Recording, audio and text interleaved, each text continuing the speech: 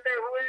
मेरे दोस्तों, तहसीलदार द्रहान, SHO द्रहान, block medical officer द्रहान, हमारे दीनी रहबर मामूल सईद साहब द्रहान, इन लोगों ने भी मिल बैठ के फैसला किया है कि वाकई द्रहान की आवाम के बचाव के लिए हमारे पास यही वाहिद रास्ता है कि हम लोग अपने अपने घरों में नमाज जुमा अदा करके अल्लाह के आगे दुआ करें कि अल्लाह इस वायरस को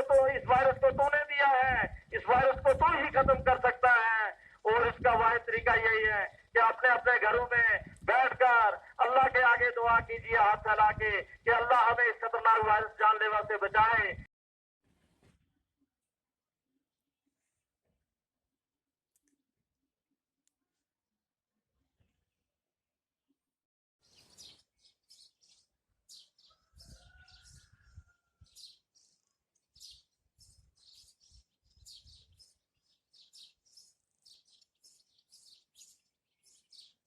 जी, आज जुम्मा के सिलसिले में एडमिनिस्ट्रेशन की तरफ से भी हदायत थी कि आज लॉकडाउन रखा जाए, कंप्लीट बंद रखा जाए। और यहाँ पे आज यहाँ के जितने हमारे दीनी रहनुमा हैं उनसे भी मेरी बात हुई, और यहाँ के जो लोकल सिटीज़न हैं उन्होंने भी बड़ा अच्छा कोऑपरेट किया है। और आज का ये जो बिल्कुल